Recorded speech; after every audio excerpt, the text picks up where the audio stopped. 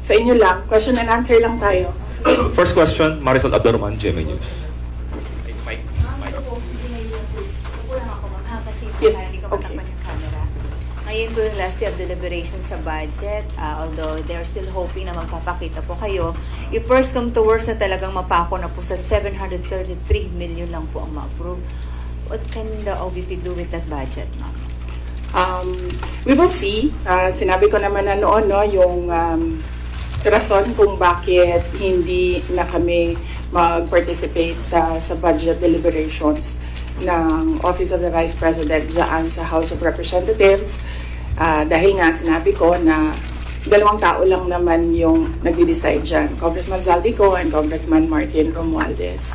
At sinabi ko din, yung proof ko kung bakit sila lang dalawa, and may paper trail yung sinabi ko against them.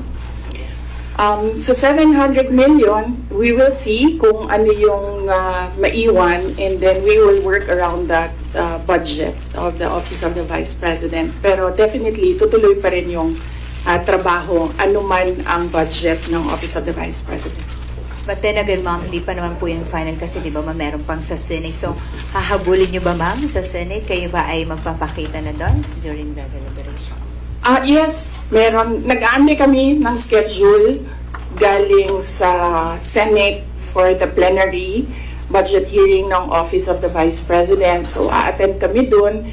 Pero wala na kaming expectation na mahabol pa yan. Kasi nga, sinabi ko doon sa interview ko, pagdating sa bicameral, kung nasaan nandun na yung dalawa, the Senate and the House of Representatives, wala ding nasusunod doon except si Zaldico at si Martin Romualdez. At ang example ko niyan ay yung attached na list, no, sa classrooms ng Department of Education, na kahit pa man tinanong ng mga senador, nandun pa rin siya sa final draft, and nandun pa rin siya sa General Appropriations Act. At ang isa pa doon na example ko sa inyo na sila linig naman ang nasusunod doon, yung kaguluhan nila at sagutan nila sa AKAP. Wala yung AKAP, di ba? Nakita na lang nila yung AKAP sa bike camp. At sinasabi ni Zaldico, hindi, pumirma ang mga senador eh. So, yun yung example ko na, yun yung proof ko na dalawang tao lang nasusunod dyan. Si Zaldico at si Martin Romualdez. But despite that, ma'am, sure na yung inyong attendance po sa Senate deliberation? Yes. Kahit alam mong if first come to worst, talagang yun lang makukuha ang budget ng OVP. Opo, oo. Sigurado yung attendance namin. In fact, kahapon, na-discuss namin dyan sa chief staff na opisina kung ano yung date para ma-block namin yung date ng plenary ng Senate. But apparently, wala pa daw mga schedule, so nag-aantay kami. Alright. Ma'am, last po, yung show cause order po na pinalabas po ng Committee ng Good Government sa ilang mga OVP officials po. Opo, nabanggit kanina noong nagmo-monitor ng hearing na meron ng show cause order yung ibang mga personnel ng Office of the Vice President. Sabit lang namin sa aming legal dito sa OVP, meron naman kaming legal division, and then we will ask our lead lawyer to come up with a legal opinion. Next, there's a follow-up question from Bea regarding the OVP budget. Hi ma'am, good afternoon po. Bea Beniza from Bomba Radio po. May I ask po ma'am, given the budget nga po na 700 million, napatak po tayo sa mga ganong digits, sa paglilibot nyo din po kasi sa mga lalawigan, ano po yung mga urgent matters or urgent concerns na napapansin nyo na kailangan talaga ng mga sambayan ng Pilipino, and paano nyo po ito mafulfill given that budget po? Ang Office of the Vice President naman kasi, it's complementary yung mga projects namin sa iba't ibang departments ng gobyerno. Meron kaming tally dito sa Office of the Vice President kung gaano kadami yung mga nag-a-access ng projects at ano yung mga projects na ina-access nila. Ang number one talaga dyan is medical and burial. Makikita niyo yan sa lahat ng mga bill sa hospital, laging kulang yung pambayad ng mga relatives ng pasyente. Yan ang number one. And then number two is financial assistance, yung mga hingi nila na augmentation sa kanilang pang-araw-araw. Minsan panggastos, minsan pangbayad sa kuryente, minsan pangbayad sa upa ng bahay, minsan naman humihingi sila kasi nagkukulang na yung pangbayad para sa paaralan, eskwelahan ng mga bata. So iba-iba yung rason nila, pero the same yung request nila, financial assistance. And ang sunod niyan is yung request hindi lang ng mga taong bayan but ng mga local government units or even mga barangay officials. Kapag merong disaster, humihingi sila ng tulong para sa pagkain, food and non-food supplies ng mga biktima ng calamity. So yun yung top 3 na lagi naming ma-encounter na hinihingi sa Office of the Vice President. In fact, hindi lang yan sa OVP kasi nung mayor ako, halos the same yung requests ng mga tao. So for the final question ko po, ma'am, punta naman po tayo sa Office of the Vice President po na personals po. So dun po sa budget na po na yun, paano po kaya, hindi po ba mabibitin yung mga personals niyo po pagdating po sa kanilang mga sahod or mga income po nila? Hindi naman po ba sila mabibitin given that budget po, or may mga benefits pa po ba rin silang matatanggap with that budget? Yun po. Yes, oo, kasi ang unang-unang ginagawa ng budget is pinupondohan niya yung obligations ng gobyerno. Kapag permanent employee ka, obligation ng gobyerno lahat ng bayad sa iyo, hindi lang yung sahod at iba, kasali na yung iba pang benefits. So yan, hindi yan siya pwede tanggalin ng paggawa ng GAA, ng General Appropriations Act. So on that point, kung mawawalan ba sila ng sweldo at benepisyo, hindi. Kasi obligation yan ng government sa employees ng government. It's not the same for those na contracts or hindi sila employees ng government. Hindi guaranteed yung budget para sa kanila. Thank you very much po, ma'am. Okay. Next question.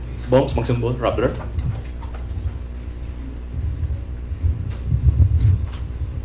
Good afternoon, VP. Yes.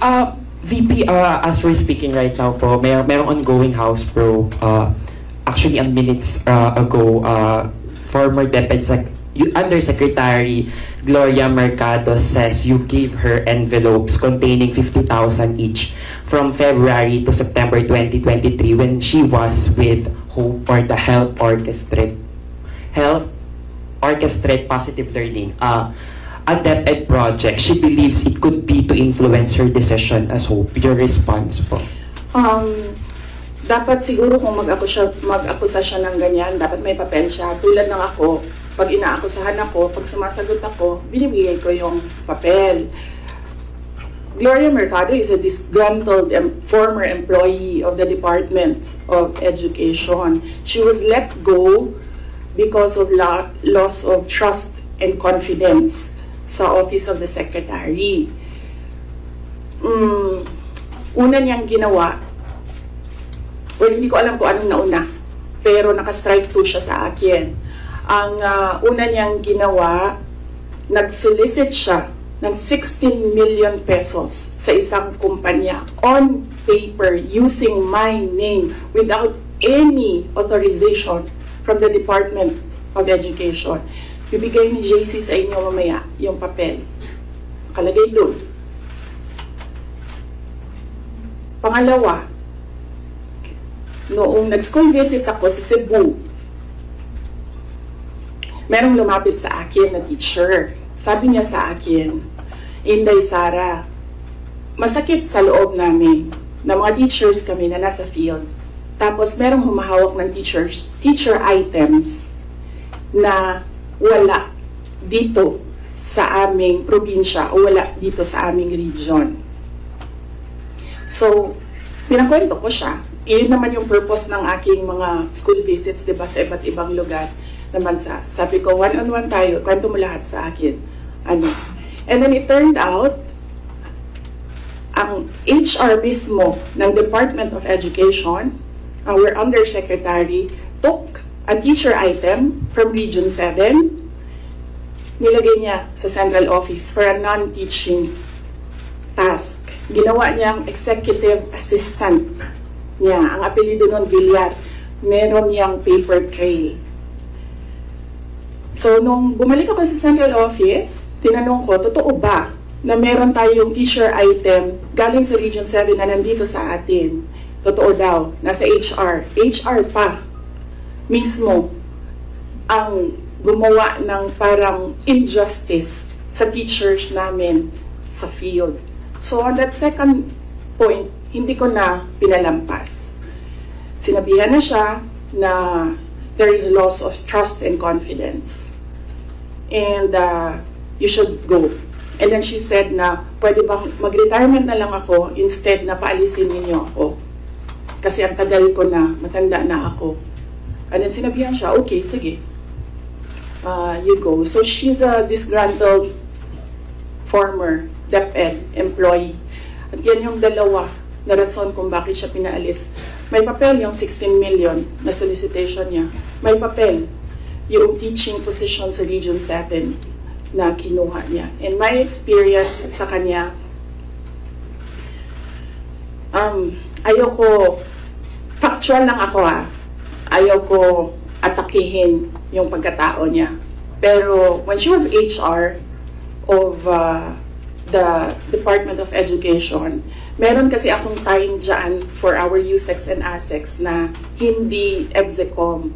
So, pinapapunta ko yan sila kung sino man yung merong concern, sino yung may problema, pumunta kayo sa akin, mag-one-on-one tayo. So, one of those times na one-on-one kami, siniraan niya yung isang USEC, isang ASEC ng Department of Education. And bago pa lang kami nun. In fact, pag alis ko, 2 years lang kami. Very, very new. Na nagulat ako. Kasi HR ka eh. Pag HR ka, hindi dapat ikaw yung mag-cause ng away-away sa loob ng institusyon. Dapat ikaw yung maging peacemaker. But siniraan niya yung isang ASEC and isang USEC sa akin mismo. And nagulat ako. Why attack the ASEC or the USEC sa kanilang pagkatao? Hindi naman trabaho. And then, ganun din ang ginawa niya. Nung malis na siya sa Department of Education because of the 2 points, lumipat siya sa Senate. One of the offices of the senators din, nandiyan yan siya ngayon. And yung isang kaibigan ko doon sa Senado, narinig namin na sige na siya atake. Inaatake niya si Michael Poa, si Reynold Munsayag, si Gerald Chan. Nang iyan ngayon yung nakapangalan sa kanyang statement.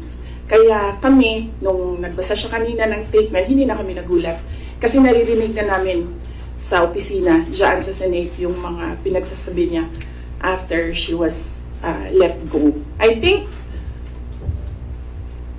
hindi lang siguro niya matanggap na kasalanan niya kung bakit siya pinalayas sa Department of Education. Pero hindi din talaga namin matanggap na magsusolicit ka sa isang private company on paper 16 million. And then, kukuha ka ng teacher item sa field, gagawin mong EA sa central office. Hindi pwede yun. VP, in relation to that, since you brought up yung names po ni Attorney Poa and Attorney Munsaya. So, during the probe earlier, she said that yung reason daw kung bakit daw siya nilet go ng DepEd nyo po was that she disagreed daw with Attorney Munsayak's suggestion that bidders in the DepEd computerization program just discuss it among themselves to avoid failed bidding. Ngayon ko lang narinig yan. Sa kanya ko lang narinig yan. Pero ako ang nagsasabi, kasi I was the one who fired her out of the Department of Education. Yung dalawang rason na yon, ang rason kung bakit siya pinaalis sa Department of Education. And as I said, may papel yon. Ibibigay namin sa inyo ang papel. Ang HR record ni Villar, nasa Department of Education din. In fact, hanggang ngayon si Villar nasa region kasi sinabihan niya yung region bago siya umalis na ilagay yan sa region, wag yan sa teaching position, pero that person is holding a teaching position. Any more questions regarding the HOR probe? Dempsey, Philippine Daily Inquirer. Hi ma'am, good afternoon.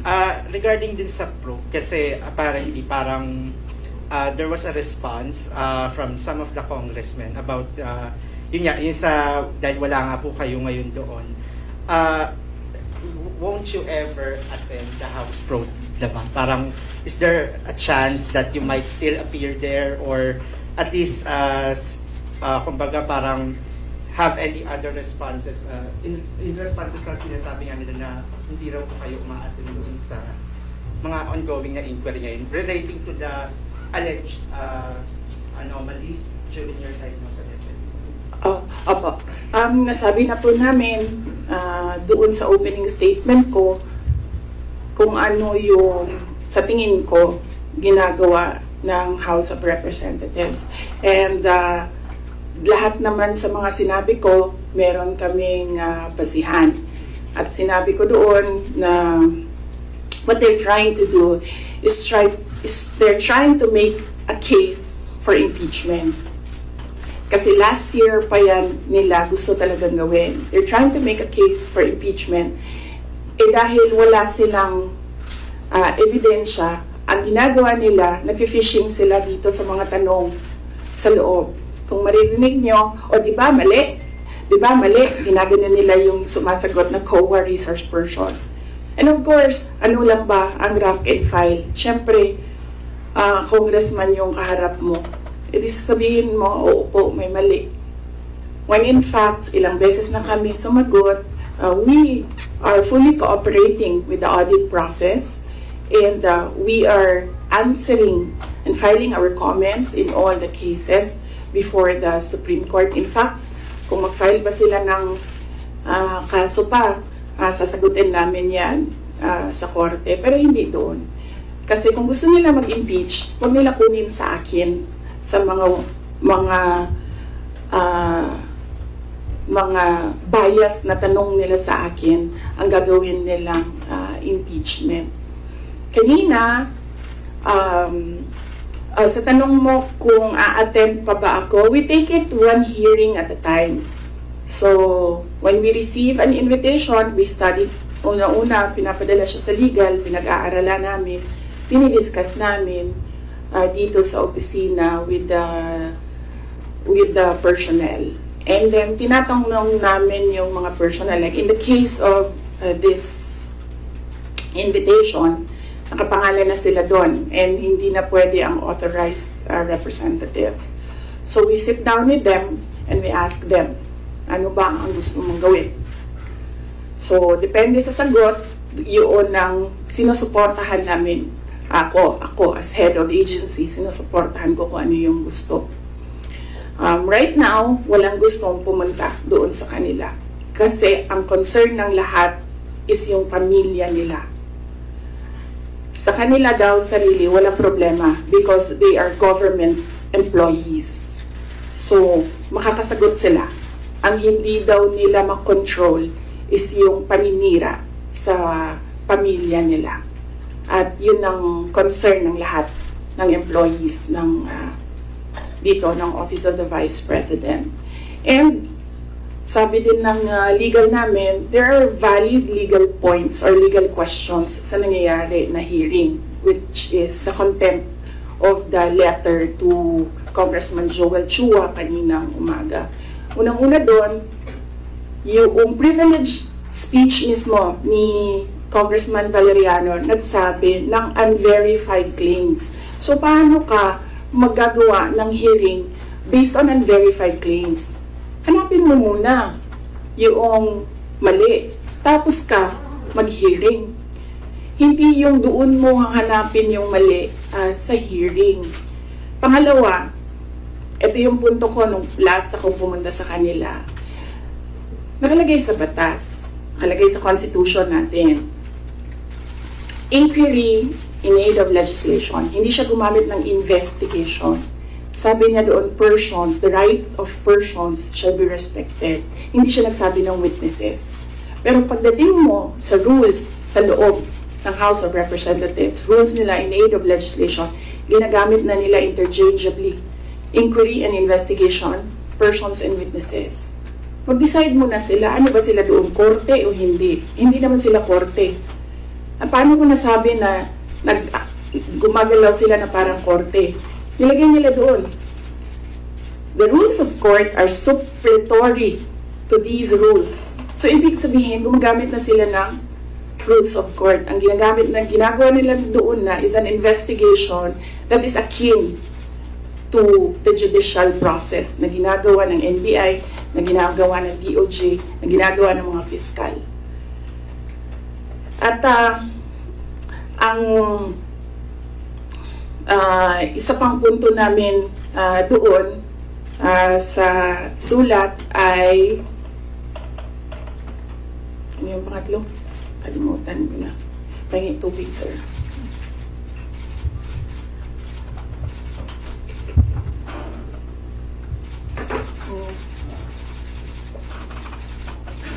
Okay.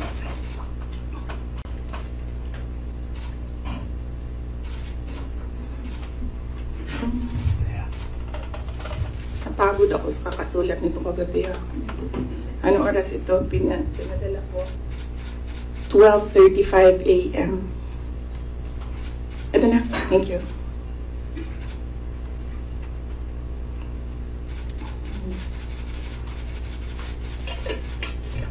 Yeah. Ito yung isang punto ko dyan. Nakalagay doon sa Constitution. The rights of persons appearing therein or affected thereby shall be respected. Nakalagay doon. So, ibig sabihin, dahil in aid of legislation lang ito at hindi naman ito prosecution or investigation, ibig sabihin, pwede humindi ang tao. Diba? Kasi, ayoko sumali sa pag-craft ng legislation nyo, bakit nyo ako pipilitin? Di maghanap kayo ng ibang resource person. Ang dami namang previous vice presidents dyan. Napakalapit ni former President Gloria Arroyo sa kanila. Yun na tawagin nila, gawin nilang resource person kung meron talaga silang batas na ginagawa about sa Office of the Vice President. And then ang huli nun is sub judice.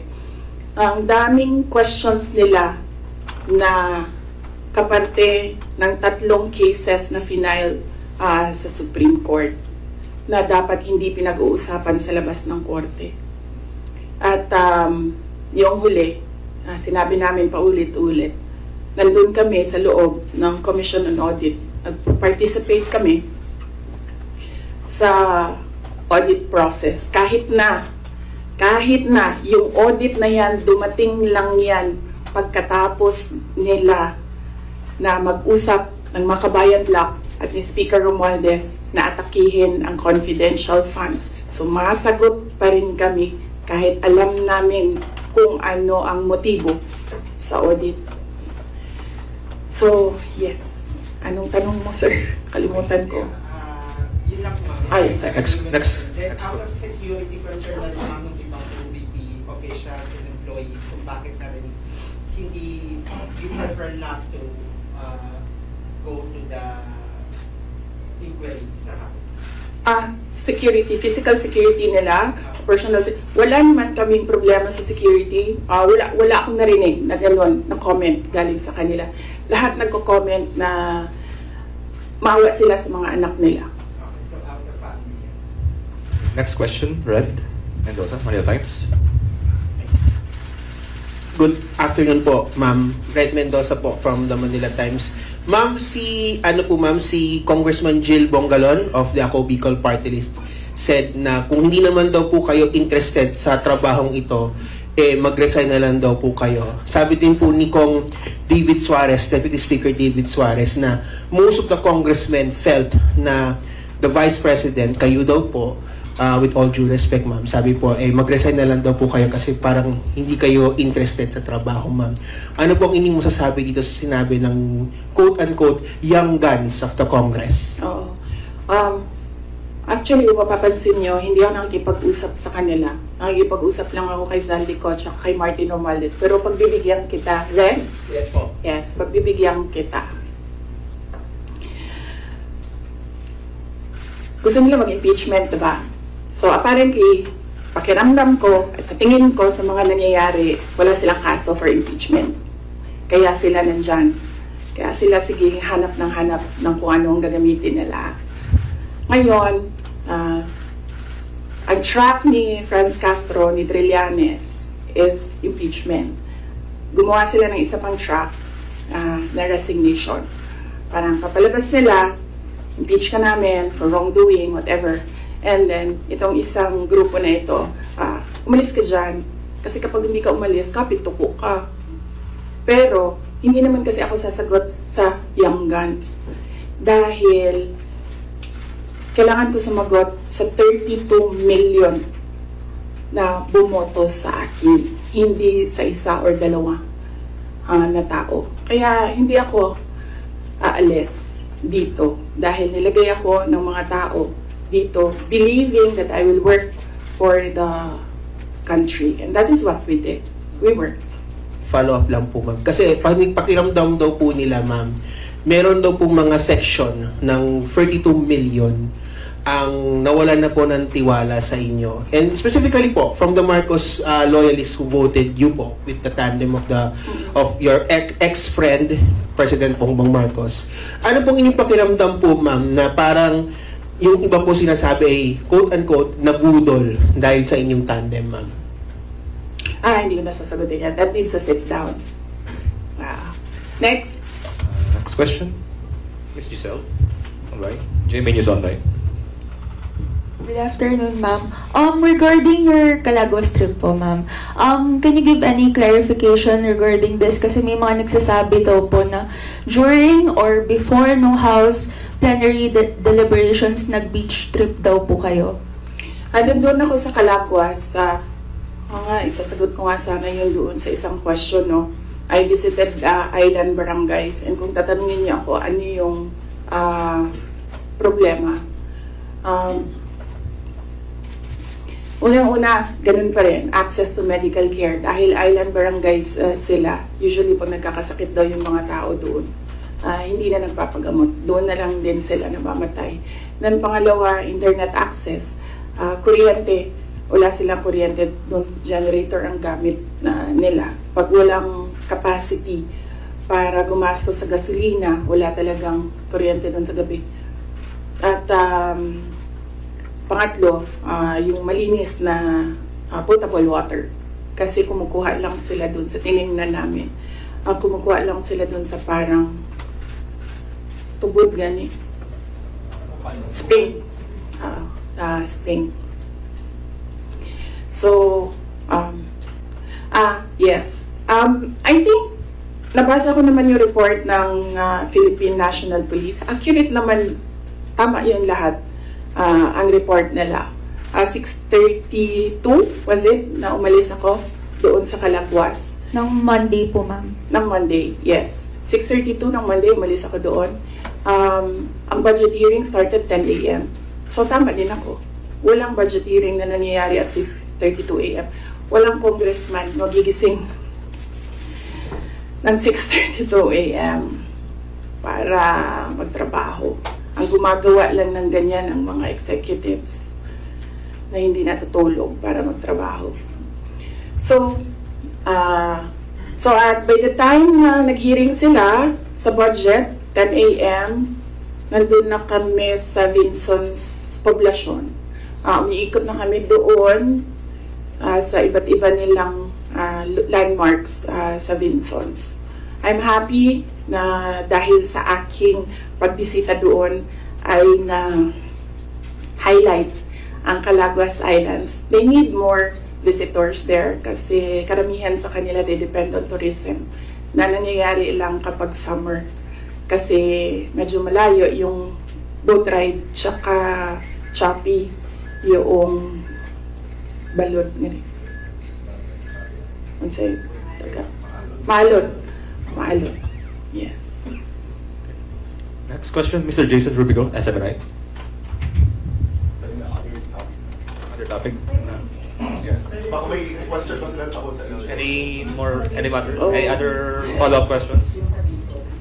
Sa Bicol, tapusin muna natin yung Bicol. Can you tell us more about your meeting with former Vice President Lenny po? I did not have permission from Vice President Lenny to talk about what we talked about. Pero ito lang yung gusto ko sabihin din sa mga tao. Hindi ba dahil kasi hindi alam ng mga tao or walang picture na lumalabas ay hindi ko ginagawa. Isa sa mga tasks na nilista para sa akin dito sa Office of the Vice President is to visit former Vice Presidents doon sa mga residences nila. Ang una kong nabisita, syempre, hindi alam ng mga tao kasi wala namang lumabas na picture, but mag-excuse lang ako sa family. Binisita ko si former Chafisto Gingona, former Vice President Chafisto Gingona sa bahay nila. So, I was welcomed there by the family. Nagkausap din kami ni Sir. And then, next was former Vice President Erap Estrada. Binisita ko din sa bahay niya. Anong purpose ng pagbibisita ko? Nagpapakilala ako sa kanila. Nagsasabi ako na ako yung Vice President. At sinasabihan namin sila as former Vice Presidents, we owe it to them na kung may kailangan sila, susuportahan namin sila, yung opisina ng OVP. And we invite them to lend us memorabilia para sa Office of the Vice President Museum. So binisita ko si former President Erap Estrada sa bahay niya. Binisita ko si former Vice President Gloria Macapagal Arroyo sa bahay niya. And then ngayon, I had the opportunity to visit Vice President Robredo sa bahay niya. So dalawa na lang, and I still have 4 years to go. Dalawa na lang ang hindi ko pa nabibisita sa bahay nila. Si former VP Binay and former VP De Castro. Follow-up? Yes. Jason. Ma'am, yung comment niyo po dun sa sinabi po ni spokesperson ni Vice President Lenny na si Sir Barry na feel nila nagamit po sila, nagamit po ninyo sila. Hindi ko na sasagutin si Barry. Kung meron akong sasagutin, dito lang ako sa taas. Si Vice President Lenny, or si President Marcos, or si Zaldico, or si Martin Romualdez. Yeah. For clarification, ma'am, yung meeting with Vice President Lenny, was it planned po or hindi planado yung pagpunta po natin doon? Hindi ko na sasagutin yung details kasi I understand hindi din nagsasabi ng detalye si VP Len. Pero i-confirm ko na nandun ako sa bahay niya. Follow-up. WC. Can you confirm that, I mean, the camp of former Vice President Lenny said that it was more on personal, nothing political naman siya. Can you confirm na it was more on personal conversation lang yung nangyayari and nothing political? Siguro no, as she's more senior than me kasi nauna siyang maging Vice President sa akin. Kung meron lang dapat magsalita, siguro dapat si Vice President Lenny yun kasi bahay niya yun and siya yung binisita. So, napaka-assuming ko naman kung ako yung magkukwento, ako na nga yung bisita, ako pa yung madaldal. So, kung si Vice President Lenny Robredo ay walang sinasabi, respetuhin natin kung ano yung gusto niya. More personal. Same answer yung kanina. Next question. Follow up ka. Lance? Po from Newswatch Plus for this year. Siyempre nagkaroon po ng ilang parang ideas na possible daw na magka-alyansa in the future because of that meeting. Pero kayo po ba, bukas po ba kayo na in the future ay makipag-alyansa sa politika with former VP Robredo? Hindi yan yung nasagot ko, no? Pero nasagot ko na yung question about political alliances noong araw na umalis ako sa Department of Education. Sabi ko doon, inimbita ako ni President Marcos na sumama sa kanila. Inimbita din ako ni former President Duterte na sumama din sa kanila. And right now, hindi ako Ang sinasabi ko nga noon, I'm single and ready to mingle. But right now, hindi ako handa na sumama kahit kanino man because kailangan ko muna ayusin at ipagtanggol ang Office of the Vice President. So nandun tayo sa protect the Office of the Vice President na isa sa mga, of course, duties ng Vice President. Next question, Kat Domingo, ABS-CBN. Ma'am, still on this topic, mayroon pong ibang mga political analysts who are saying that you are who are accusing you of using your visit to Naga as a diversionary tactic, allegedly, doon sa mga intrigues sa inyo sa House of Representatives, particularly the budget hearing. Your defense to this, ma'am? Unang-una, ang diversionary tactic, walk the dog nga sinabi ko noon na ginagawa is yung pag-atake sa akin. Nakita nyo, wala na tayong pinag-uusapan patungkol sa bansa, kundi si Sara Duterte. At hindi na natin napapag-usapan ang kahirapan, ang kagutuman, ang kawalan ng internet, walang internet connectivity sa iba't ibang lugar, kuryente na mahal, kuryente na hindi reliable ang supply. Ang daming problema ng bansang ito. Pero hindi na pag-usapan dahil pinapag-usapan natin si Inday Sara Duterte. Pero wala namang problema sa akin yon. Kaya ko naman sagutin yan lahat kasi alam ko naman wala akong ginawang mali. So kahit ano pang itapon nila, sasagot ko yan. So hindi ko na sila actually maintindihan. Pumupunta ako doon sa kanila, nagagalit sila. Pag pumupunta ako sa ibang lugar para kausapin ng mga tao, nagagalit sila.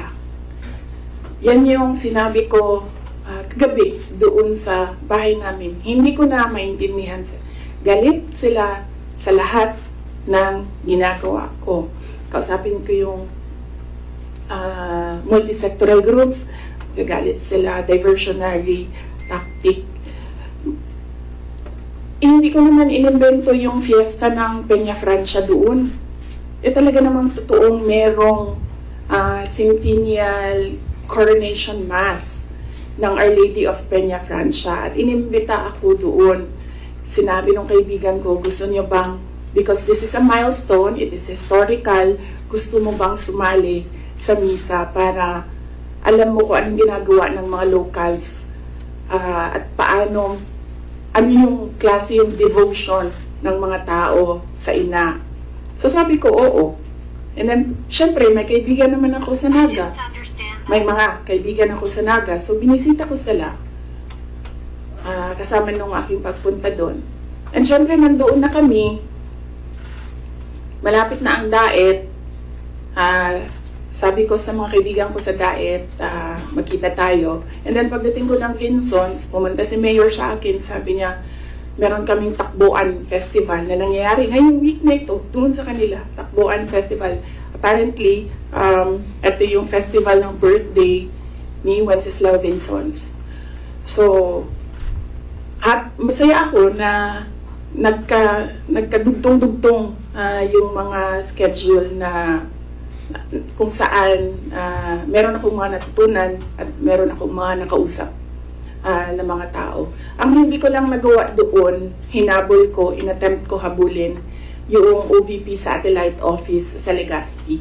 Kasi meron kaming mga concerns na gusto ko kausapin sila doon. Pero pagdating ko kasi sa Legazpi, 5:30, nagsarado na yung opisina. Ayoko rin naman mag-antay yung mga tao. So, hindi ko naabutan yon.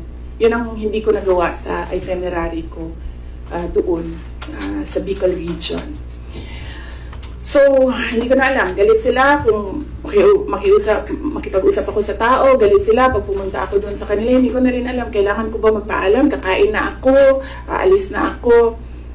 Hindi ko na sila maintindihan. So, kailangan ko rin siguro magpaalam sa kanila kasi pupunta akong Cordillera sa susunod na mga araw para lang malaman na nila, pupunta po ako sa Cordillera kasi merong isang senior citizen na babae doon na naghahanap sa akin. Gusto daw niya ako kausapin. So, magpapaalam po sa inyong lahat. Follow other topic?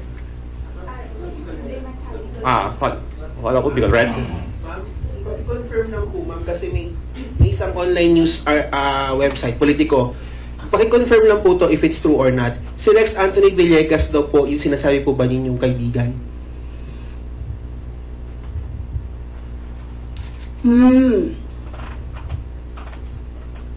Hindi ko alam kung nagsalita si Asek Villegas.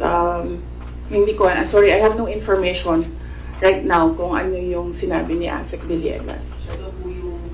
Siya po yung na-identify na Bicolano friend na nag-broker sa meet ninyo with former Vice President Lenny Robredo. Oo. Siguro ang tamang ano dyan is tanungin diretso si Asek Rex Villegas.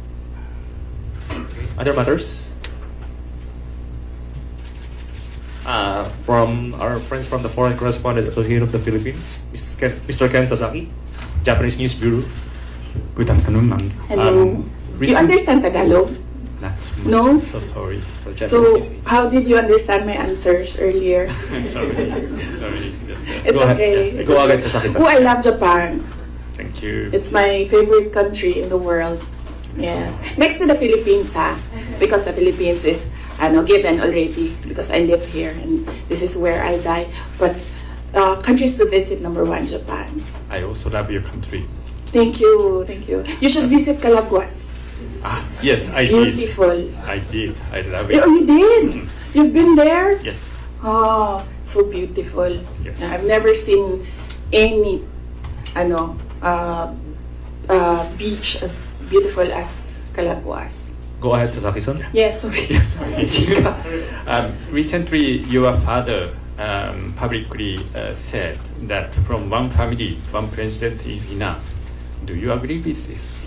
One family, one president. Well, if there is a law, then we should follow the law I think this is in relation to family dynasties of people running for offices in government. If there is a law, we will follow the law. I have no problem. I've always said that my dream was to become a pediatrician, a doctor. My dream was not to become a mayor, a vice president, or a president. So I don't have problems with not becoming president of the Philippines. I talked to my friend in Cambodia, and I learned that they have a 16 million population. I said, I'll run for president in Cambodia. It's easier. It's just 16 million. And hopefully additional. So how do you think about the current president, who is the second from one family?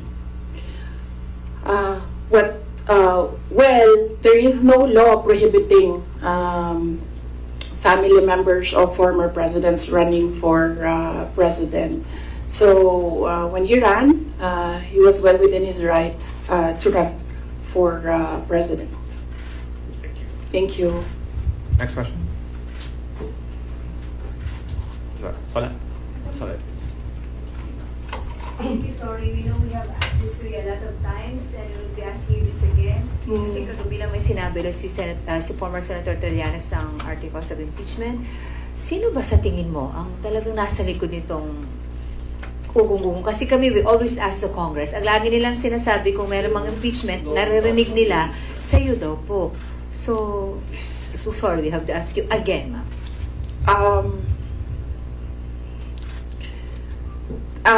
Kinote ko naman na si Representative Castro, di ba? Sa kanya nagsimula yan.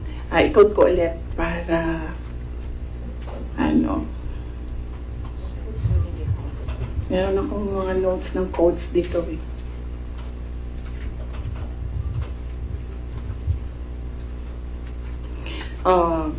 Ito yun, Inquirer ito, yung kinuha ko. Pero I think may kinary din siya ng iba't ibang media outlets. The impeachment is especially on the misuse of public funds and technical malversation and violating the 1987 Constitution, because a government official is bound to follow the Constitution. So last year pa lang, meron na siyang grounds for impeachment. Kaya sinasabi ko, ginagawa nila ng paraan, pumasok lahat nung kailangan nila doon sa pinag-usapan nila na grounds. And then yes, nagsalita kanina, sinabi ko, one track is impeachment. Nandito si Castro, nandito si Trillanes. Sino? Alam ko kung sino, pero hindi ko siya masabi. At the proper time, siguro, pag lumabas na yung story about sa kanya, sasabihin ko yung lahat ng alam ko. Pero hindi pa kasi lumalabas dito sa hearing yung pangalan niya eh. So, pag merong nagsalita dyan about sa kanya, sasagutin ko. Sasabihin ko kung sino. So, iisa lang ang handler ni Risa Ontiveros, ni Sonny Trillanes, at ni Franz Castro. Although si Franz, parang, I think she's serving two masters. Hindi siya direct doon sa isa. Dito lang siya sa isa. Isa lang ang handler nilang tatlo. Kasi ang dami nyo ng materials. Pag inubos natin lahat ngayon, wala na yung trabaho bukas. Sa susunod na araw, sa susunod na buwan, ano po yung trabaho ninyo? Wala na kayong balita. Hindi. Hindi. Alam niyo naman eh. Gusto niyo lang manggaling sa akin. Alam niyo kung sino. Gusto niyo lang manggaling sa akin. Pero mamaya na kasi hindi, meron kasi siyang kwento eh. Kasi hindi pa kasi lumalabas. So hindi ko malabas yung kwento. So, sa hearing na lang dito. Sa quad ko? Sa third hearing ko ba sa good government ko ba lalabas? O sa quad ko? Sa good government. About sa akin, wala naman ako doon sa Quadcom eh. I think sinubukan natin ni Trillanes yung sabi niya mas masahol pa ako kay PRD. Kasi hindi niya ata ma-prove. So, tinigilan niya ako doon sa EJK. So may na-expect kayo, ma'am, na information against sa'yo doon sa good government na hearing? Ano daw? Sorry. So meron kayong, yung hinihintay nyo na kwento, may na-expect kayo doon na kwento sa good government na hearing about sa'yo, ma'am? Hindi about sa akin, about sa kanya. Okay. I mean, yes, about sa akin, pero related sa kanya. May video pa yun eh. Any follow-up, Kat? Tapos sabi nila, ako daw yung hindi mapagkatiwalaan. Hindi nga lumalabas yung video. Wala nga nakakaalam ng video eh. Ako lang. Video, ma'am. Ma'am, anong video, ma'am? Basta. Ma'am, anong video po yun, ma'am? Ay, pag sinabi ko yung gender, alam niyo na kagad kung sino eh. Anong video? Alam niyo naman, di ba? Gusto niyo lang talaga manggaling sa akin. Ma'am, hindi po. JC, alam mo.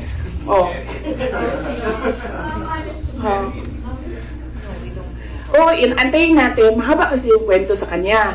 Tapos pag kinento ko yung parte lang ng question na yan, sayang naman yung ibang chismis. Hindi chismis yan kasi ako yung ako yung may alam. Hindi, iba pa. Iba pa. Yeah. Hindi ito yung pulburon. Hindi din. Oo. Ang politician?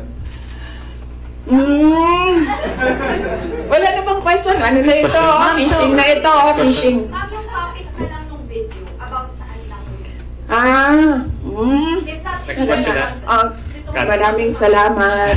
Next question, Jason. So, sa tingin mo ba, VP, instead yung sinasabi nilang, sorry, JC, sorry, Your Honor, dapat hindi ko ma-recognize.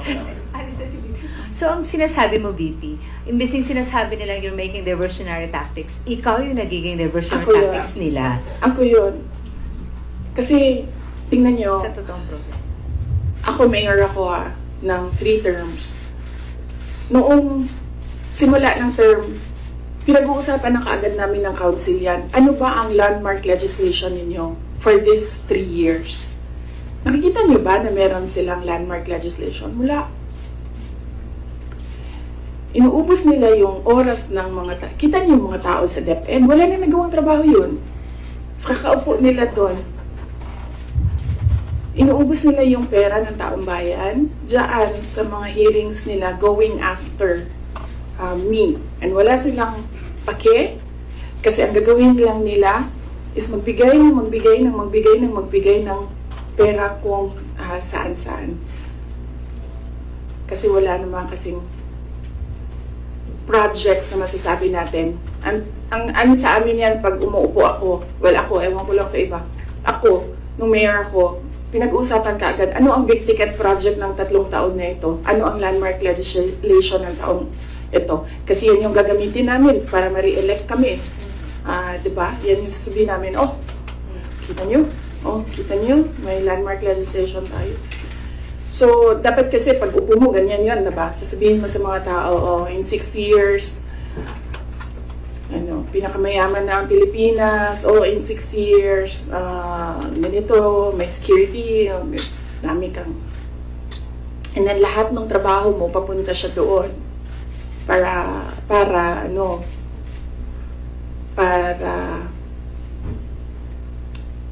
pag alis mo, nakikita ng mga tao yung trabaho for the past 6 years. So, follow up. Other matters. Oo, okay lang kasi inano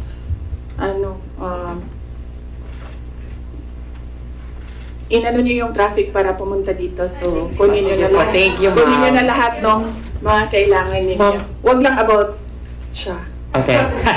Okay. Pangalanan natin siya. Yes. Hindi siya. Ano bang?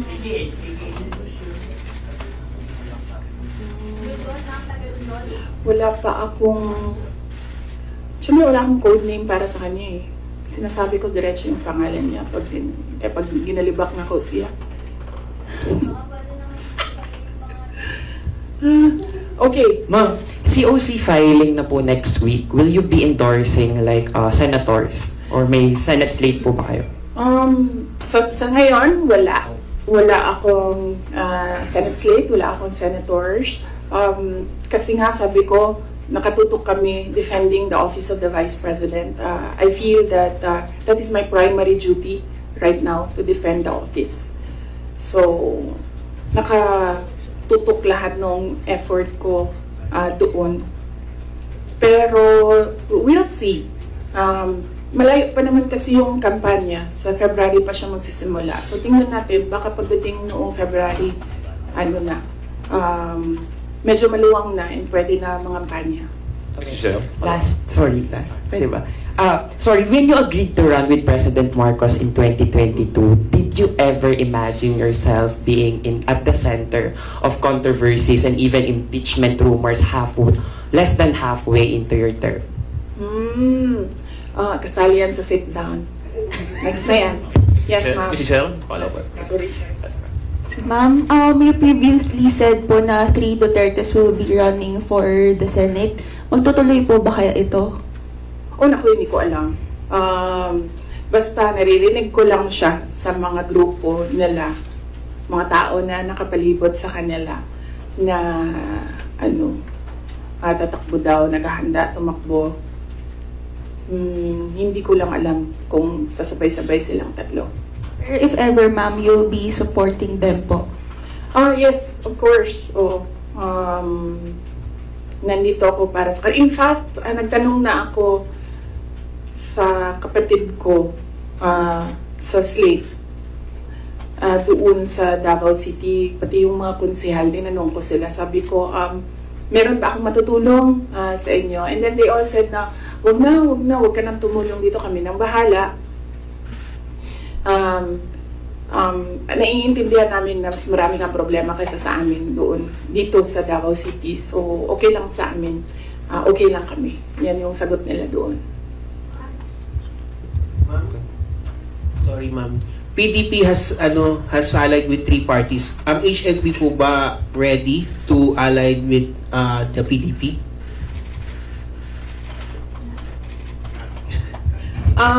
Wala pa kaming discussion na mag-alliance with PDP. But hindi ko alam kung bakit gusto pa nilang makipag-alyansa sa amin. Dalawa lang kami doon na sa partido. Ako tsaka si Mayor Aldavid Uy ng Samal.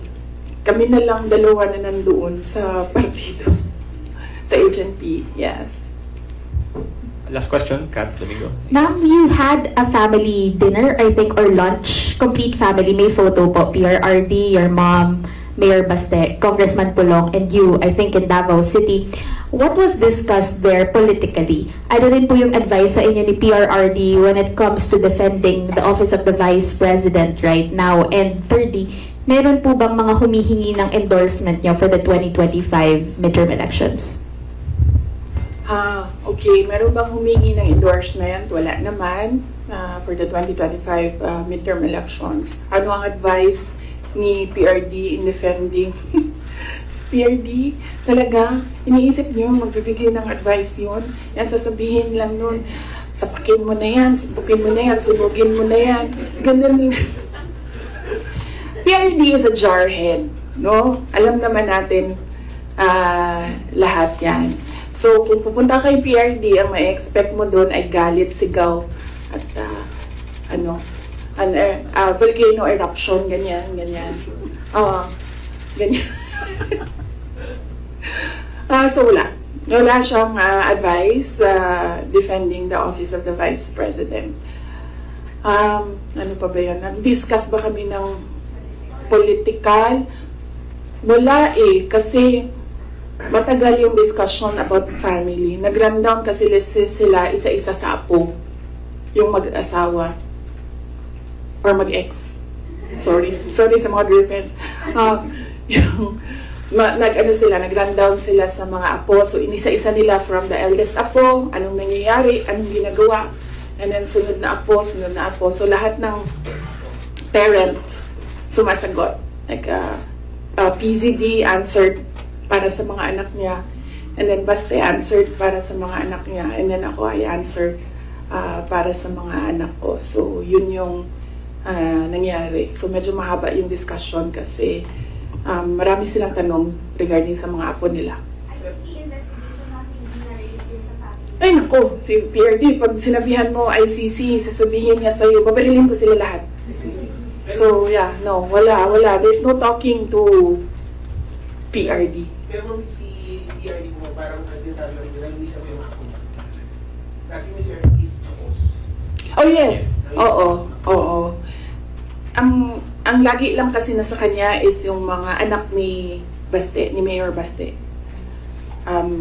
Yung mga anak namin ni PZD, wala kasi sa Davao, so hindi nakikita. Nakikita lang niya pag break, at saka yung mga ganyan, pag merong occasions like Christmas, birthdays. So, still parang nasa puso pa niya yung mga apo niya? I think mas nasa puso niya yung mga apo niya kaysa sa mga anak niya. Okay? Are you guys satisfied? Okay.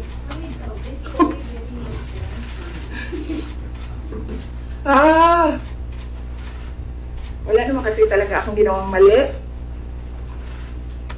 Pero kung sa tingin nila meron man, dalhin nila kung saan, dalhin nila sa impeachment, dalhin nila sa korte, sasagutin namin.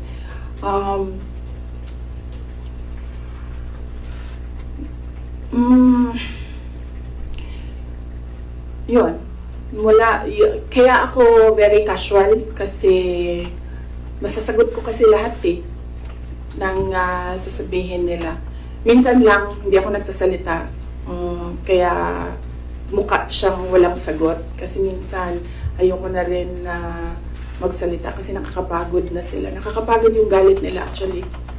Yun yung